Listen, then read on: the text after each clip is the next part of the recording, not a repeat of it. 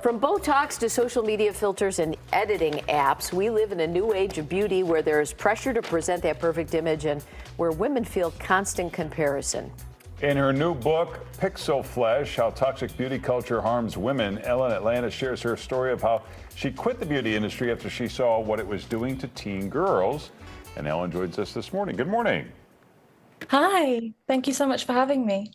I feel like we've been having this conversation for decades. I remember with magazines and girls. How is it similar? How is it different? Yeah, so it's quite different now. We live in a very visual digital culture, and instead of seeing a quote unquote perfect face when you're driving and you see a billboard, or maybe when you're shopping and you see magazines at the checkout, young people now can see thousands of beautiful faces and images in the space of a few hours on their smartphones.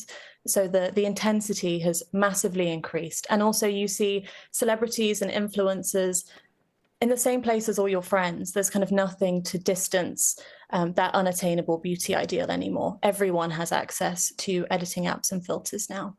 Yeah, it's disturbing how you see younger and younger people asking about Botox or cosmetic surgery when in your 20s or teens, I wasn't thinking about my makeup routine or the fact that I needed to stop the aging process. Is that all on account of social media?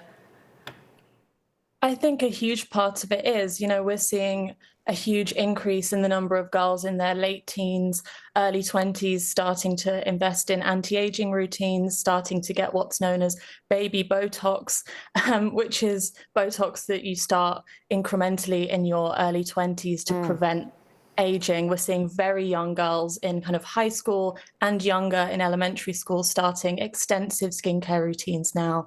And I've spoken to, 8 to 14-year-old girls who are saying they don't want to go outside anymore because they don't want people to see their real faces any more than they already have to, which is quite devastating when we think of how limiting that might be for young people. And is there a black market for kids who are underage?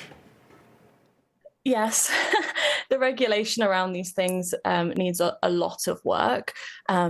And when there's a market, there's often people who are willing to supply that market. You can, buy a lot of these things on the internet and administer them yourself, which obviously is not recommended.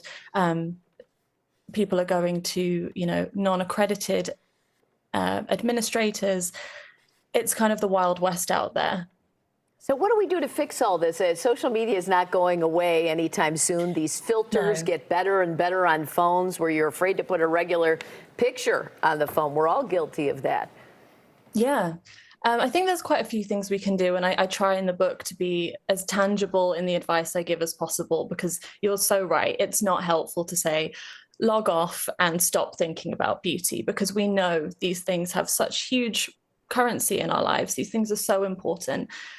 So there's kind of 3 things I think we can do. One of them is to delay exposure for young girls and young people in general for as long as we can, kind of give them space to nurture themselves outside of an algorithm, offline from these platforms, and develop a sense of self outside of that. The second thing is to focus on action over aesthetics. So thinking about the way we talk about our bodies and the way we use our bodies, and focusing on what our bodies can do for us. There's a huge amount of data about the benefits of redirecting those thoughts when we have those negative thoughts about self-image, maybe thinking, instead of I don't like my arms, thinking my arms allow me to do X, Y, and Z. Using your arms to, for team sports and things like that is really positive for girls. And the other thing I think is just being really mindful in refusing to be flattened into one dimension, let's say, instead of thinking exclusively about what looks good to other people, often at the expense of your own comfort, thinking about what looks good to you, but then beyond what looks good, what feels good, tastes good, smells good, sounds good, kind of refusing to just exist in that one plane and exploring all your senses and every dimension that comes with that. The book is Pixel Flesh, How Toxic Beauty Culture Harms Women. You can get more at Ellen's website and follow her on social media. Thank you. Thank you. Thank you so much. Time